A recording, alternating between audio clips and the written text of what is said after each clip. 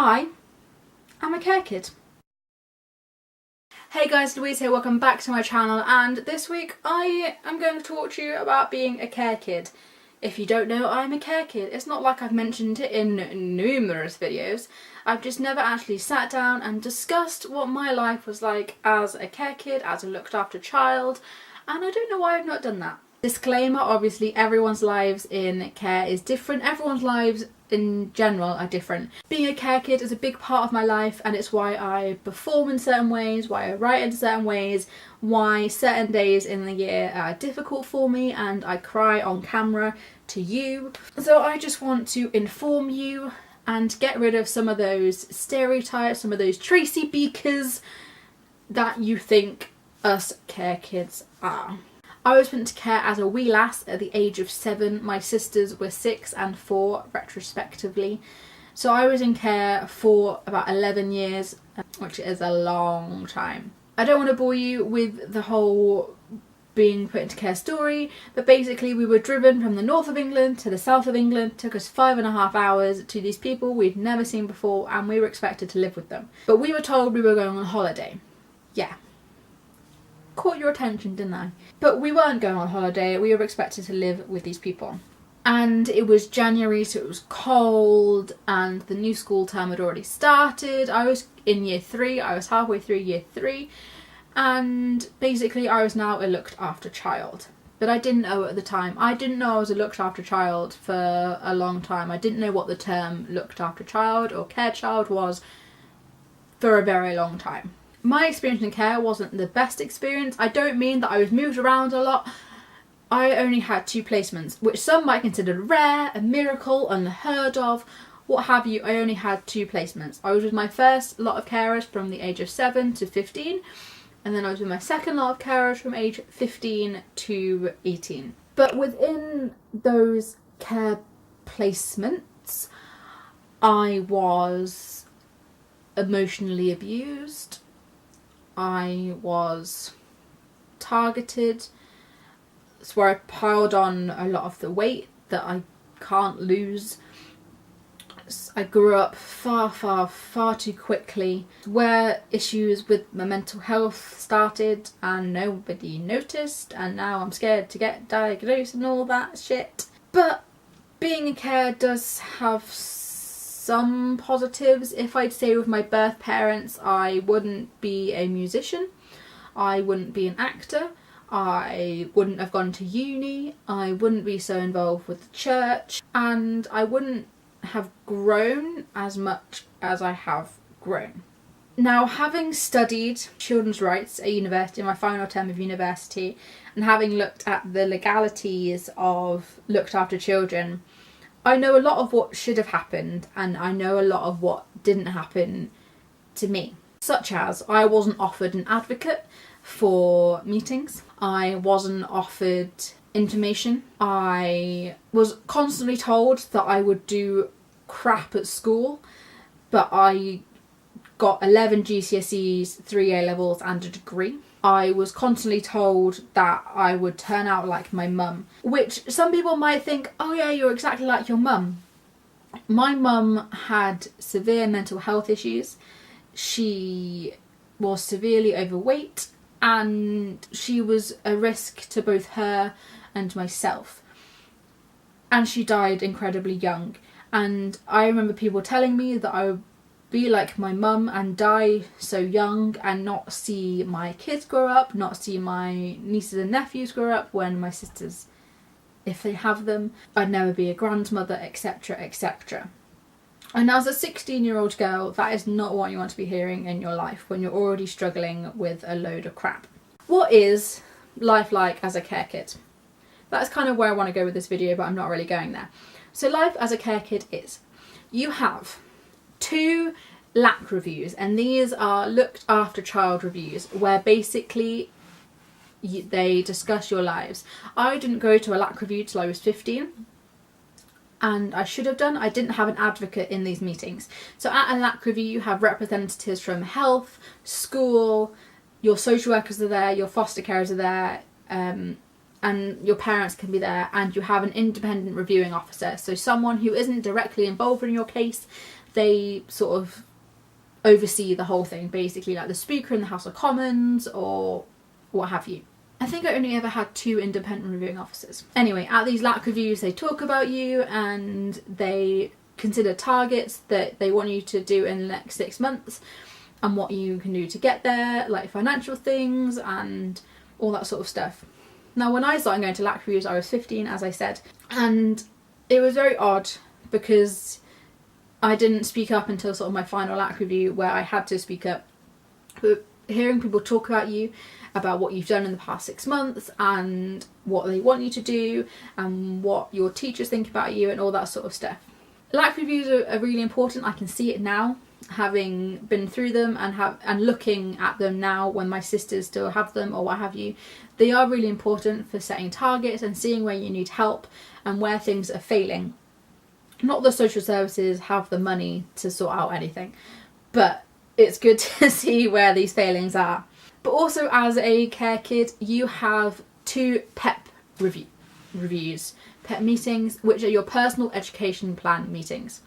And basically these are specifically for school, and so I never went to primary school one, but at secondary school I went to them. And basically here you set school targets, you get a mini report that your teachers write. I didn't get them in year 10 and 11, but I remember reading sort of mini sort of paragraph things that my teachers had said about me, and use those to set targets and reviews and sort of basically how you're doing in your educational life. So what you're involved with, do you have friends, what do you like about school, what don't you like about school. And this really helped me in my GCSEs when I was really struggling, so it meant I got the extra help I needed, and it meant that people were looking out for me as I was doing my GCSEs, because statistics show that the majority of care kids leave school with 5 GCSEs or lower. As I've already said, I have 11, so I sort of went out there and people didn't think I would do that. So I was under a court order. I think most care kids are. And what this means is that my case went to court, where a judge presided over it, and you had social services saying why we shouldn't be with our parents, and I think it was parents saying why we should be with them. I can't exactly remember. I don't even know if I was involved.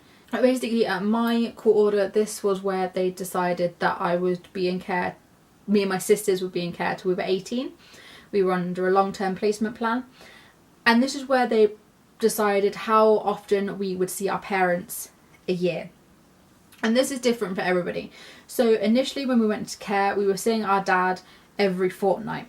And then I remember being the one to ask social services to change this, because I didn't like the fact that my life was being juggled around and seeing dad every fortnight. It messed with me emotionally and it messed with my schoolwork and stuff like that. So then it went to once a month, which was a lot better. But then again, I remember it being very emotionally traumatic, and for a while they were taking us out of school. It was just very odd to be this one person for 4 weeks out of 4 weeks, and then on one day revert back to the 7-year-old. And so at this court order, it was decided that we would see our parents 4 times a year and receive letters from them 4 times a year, which might not seem a lot, and it's not a lot, but in the long run it probably helped me, and I can't speak for my sisters, but it may have helped them too. So we saw them 4 times a year. We saw them at Easter, July for my birthday, September for my sister's birthday, and Christmas. And we'd see them for 2-3 hours, possibly at a children's centre. They were always supervised by a social worker or specific adult, which probably for the first 2 years I didn't like, but then as things with my dad got worse, I liked, because they could hold accountable what he said and all that sort of stuff. Probably didn't help the relationship with my parents, but it meant that when I was there, and when we were there even, we could show off all the stuff that we were doing. So when I started to learn the oboe, I'd take my oboe with me to contact and I would play something. Or when I was learning different musical theatre numbers, I'd perform them. Or we'd dance, or we'd sing songs that we were doing at Christmas concerts, or what have you. It became a mini sort of performance thing. Because our parents couldn't come to the things we were doing, we were bringing the performance to them. Obviously my mum was very sick and she didn't start coming to contact for at least a year whilst we were in care, and then towards the end of her life it was very sporadic and very, very difficult, particularly when her health started getting worse and all that stuff. Anyway, I'm not going to discuss that because I don't want to cry in this video. So even though I'm 21 now and I'm no longer in care because I've left education, I'm still under the going through social services to communicate with my father. Not that I've spoken with my father since I was 18, because things happened. And my sisters haven't seen him since then either, so we've not seen him in 3 years or spoken to him or anything like that. That's just us. Some care kids like to keep in contact with their parents, they like to communicate with them. It all depends on your backstory. Everyone has a different backstory as to why they're in care. Some it involves abuse or neglect, mental health, bad finances.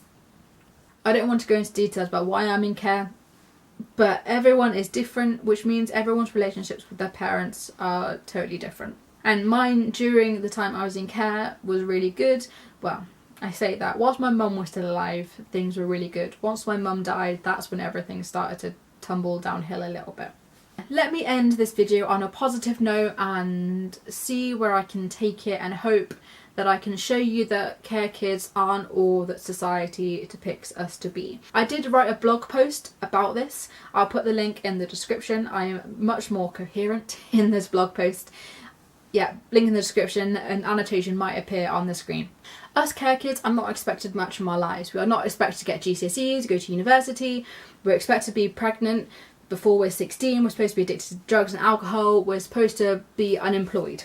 Let me just tell you this. This is just me and my family and all that sort of stuff. I have 11 GCSEs, I have 3 A-levels, I have a degree. I am not pregnant, I do not smoke, and I know how to handle my drink.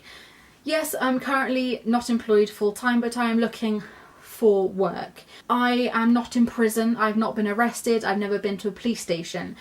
All these things that society expected me to be, I am not. And I'm just saying this because it drives me insane when people think that care kids can never amount to anything, and we can, because people tell us we can't, and we've had all this shit happen to us that it makes us the most amazing creative people. Okay, that's why I'm an actor, it's why I'm a musician, it's why I make YouTube, it's why I blog, it's why I try and write things, and it just makes me me. And if anyone tells you that care kids can't do anything, then just tell them to shut the F up, okay? Because we can. And if you're a care kid, you can do anything you set your mind to, okay?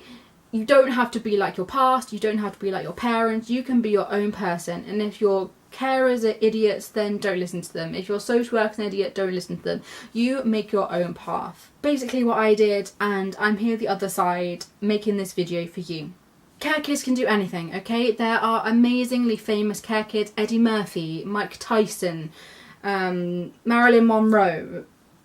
There are so many care kids, famous care kids, who have Neil Morrissey, not Neil Morrissey, the Bob the Builder voice actor, he was in care.